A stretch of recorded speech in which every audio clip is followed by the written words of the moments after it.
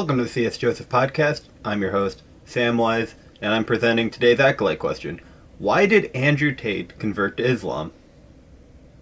Now, he's explained it in the past, but we're going to look at what's going on inside the mind of an ENTP when they convert to a religion.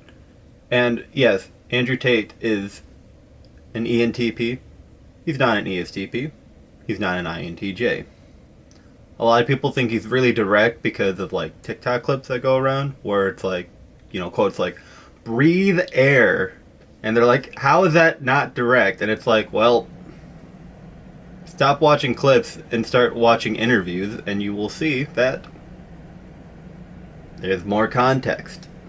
Adding context, extra information that wasn't asked for, is informative.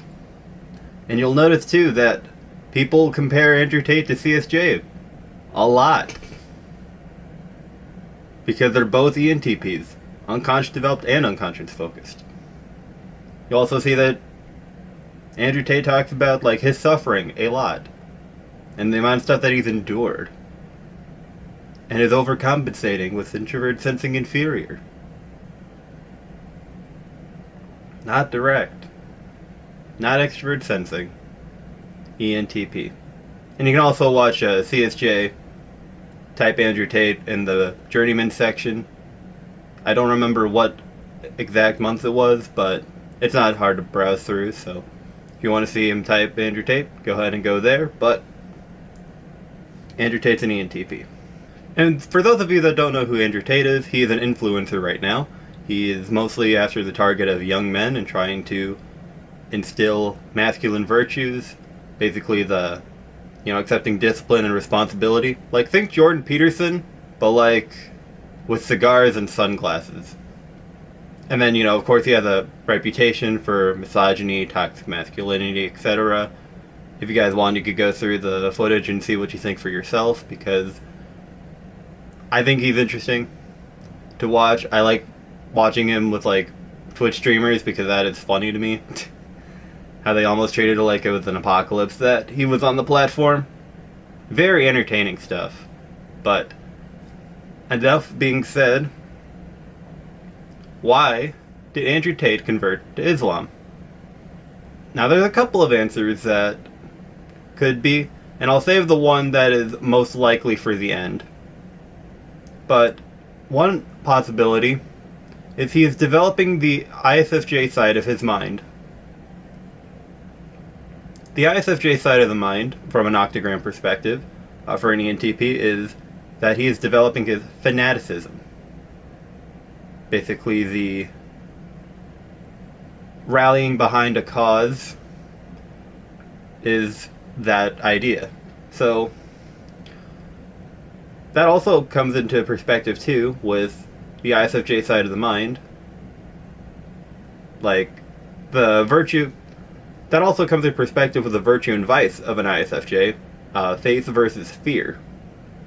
And, yeah, every side of the mind that has an ISFJ side of the mind, like the ENTP subconscious and the INTJ superego, ESFP unconscious, they still have the faith versus fear dynamic. It's just they have one that's more prevalent. And part of that faith versus fear dynamic is what Andrew Tate is going through right now. Andrew Tate, in his perspective, says that the intellectual leader after him, that because of him preaching what he's preaching to the younger demographic, that the intellectual elite are after him. The strike one was you're taken off the platforms. Step 2 would be him put in jail. Step 3 would be dead. And this is coming from the Aiden Ross interview that he did. I'm not putting exact timestamps, but you guys can watch those for yourself. There's not too many of them. You guys can browse around if you're interested. But that idea of him, the safety being a concern, that instills fear, and he needs some level of faith to get through it, which he has chosen Islam because, his perspective is that, the West has failed, it's doomed to collapse, and that's kind of the answer that he went for. But before we get into that, ego hack by text. The deal has been pushed back to December 2nd. It's about trying to go through text and learning, from text messages and written notes and emails and all of that, what a type of person is, and also how you can adjust your wording to meet their cognitive needs so that your message resonates more. And if you want a demonstration of that, C.S. Joseph and I did a live stream where he goes through the text of other people on the Discord and types them out, and it's like, I typed one guy, and it was like, imagine digging for fossils. I picked up this cool rock, and I was like, yeah, I think that guy's an INTJ. But, man, CSJ's digging deep, and he's finding fossils, man. And it's like, we'll have access to that ability through ego hacking by text. So, get it before the deal's gone. So, why do I think... Alright, Andrew Tate's big reason for converting to Islam is he's pragmatic. Pragmatic is simply about what works versus what is good. And just, or whatever, the right thing. Pragmatic is about what works, and that doesn't have to translate to, oh, let's break the rules then. No, it could just be a motives type of thing. It could be as simple as, when I was in high school, I joined robotics as my extracurricular, not because I was fascinated by robots or anything, but because the program was only 2 days a week, and a lot of the other extracurriculars were 5 days a week. So I joined that so I didn't have to do a lot of extracurricular time. I could go home and play video games. That's pragmatic, by the way. I still get my entry on my college resume, and I get to play video games. So that's a glimpse of how pragmatic works. Now let's get into Andrew Tate. From his perspective, how does... and that's a glimpse of how pragmatic works when making decisions like that. So, Andrew Tate, his interest is high-value women. Andrew Tate's against Western women because a lot of that has to do with them not submitting, or they're too career-focused and stuff like that. So, let's take a look at Islam, especially in Eastern societies where it is a thing where the women are more submissive and they don't have jobs and they live with their parents until they get married to a man, and that's normal and that's okay. It's if a woman tries to do that here, it's they're a bum, go get a job. So Andrew Tate is targeting himself to those women, and I did a similar-ish idea after high school, where I joined a Pentecostal church. Because it was after high school, I was very deep in robotics, where it was I didn't like the part where it was 2 days a week only.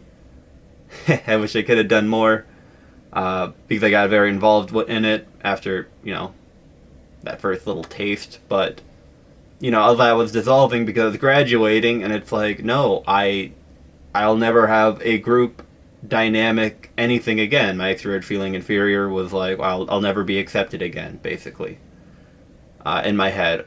But so my thinking was, okay, churches are basically the only stable long-term group building thing that I can think of. I mean, I could do a D&D group, but that, there's a meme of how it's oh yeah, we only get together every 2 months because everyone's busy and that kind of stuff. But churches are pretty stable, where it's okay, you got Sunday night, and then, if you want to do a Bible study group on a Thursday or a Tuesday or something. Yeah, that's the thing.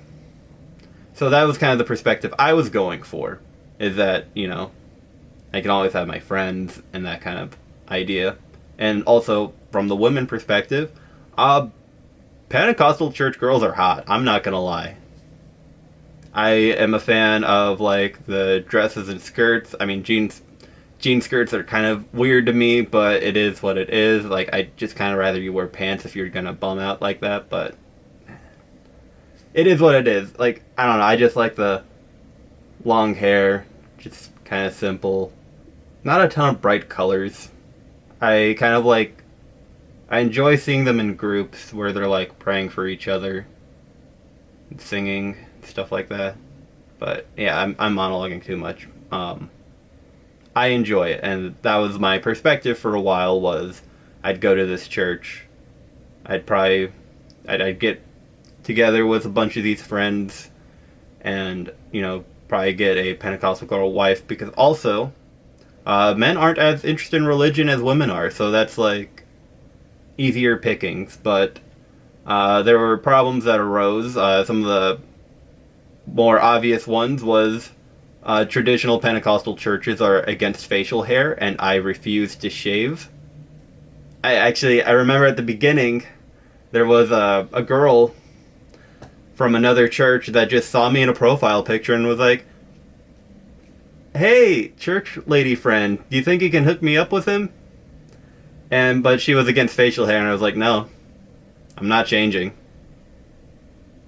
And I honestly think that girl was an NJ back, and like thinking about it now, definitely NISE user, because that interested me. So was it an L? No, because I still have my beard. But yeah, that also became a problem, and I couldn't like do things like worship bands or lead certain projects and stuff like that, because you know they had to look presentable. And it's like, I think the half bald people with their hair back here are probably less presentable than I am, but sure. I refused to do the suit jacket thing because I wasn't gonna like go to the dry cleaners once a week, but I wore my sweaters like I do in most of my videos, and t-shirt buttoned down if I'm feeling fancy.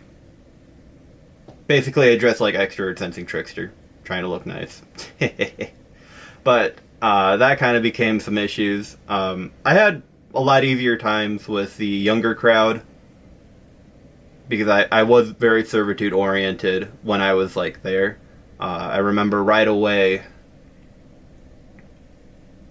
I was carrying like a bunch of things for a person, and then there was like some girl that was like, "Hey, can you one of you gentlemen open the door?" I think she was just talking to a crowd of people that were like just chit chatting, and of course I was like carrying all this stuff, Sparta kick, the door open, and it was like, wow, that guy has the heart of a servant. And it's like, hey, I try.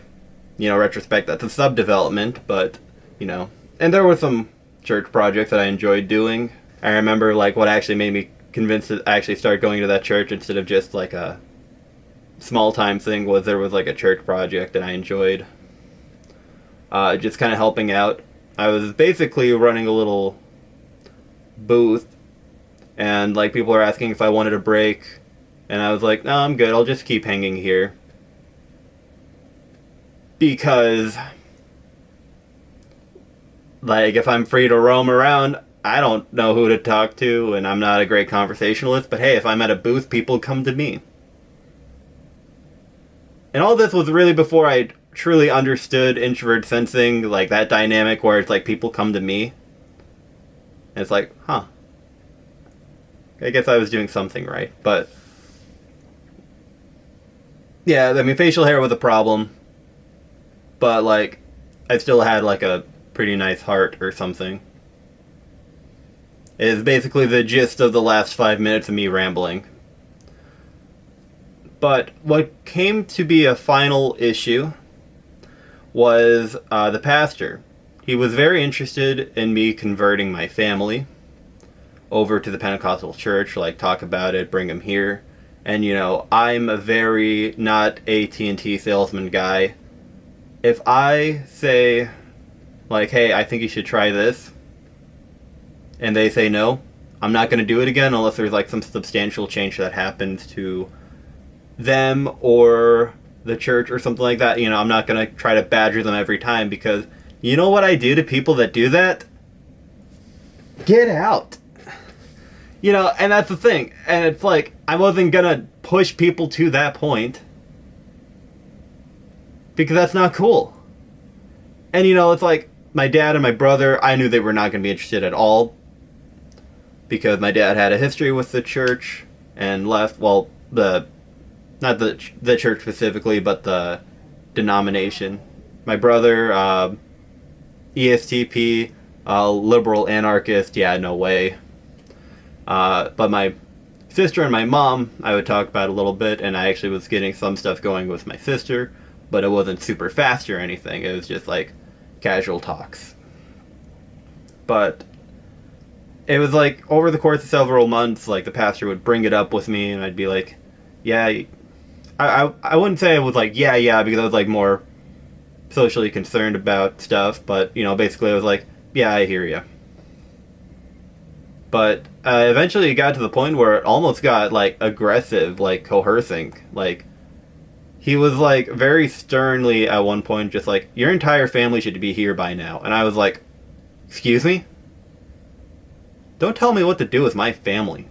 And I didn't show up to another service. Like I didn't door slam him because I actually think there's something more messed up than door slamming. Just walking away and closing the door. Because if I door slam, they just know, hey, we're done here. Okay, that's fine. Or not fine, but they'd probably try to make up and whatever stuff. But I didn't say anything. I just never showed up again to nobody. And then that leaves people wondering. It's like, I didn't show up next week. It's like, oh, he might have been sick. That's okay. We'll come back next week. What? Oh, no. It's been 3 weeks. Where is he? I like to fill people with that uncertainty when I'm that level of petty, but yeah. So, on my end, that pragmatic didn't work. It'll probably work better for Andrew Tate, but I think you guys get the idea of like what was going on in my head when I was making a pragmatic choice like that, where it's like, not insanely faith-filled or anything, just like, I think this will work, and that kind of thing. And that's kind of what Andrew Tate's probably doing himself. But at the end of the day, Andrew Tate is not in this for the religion specifically. It's arguable, too, that hole that I was trying to fill is this Discord, so ride or die, guys. Catch you guys on the next episode, and see ya.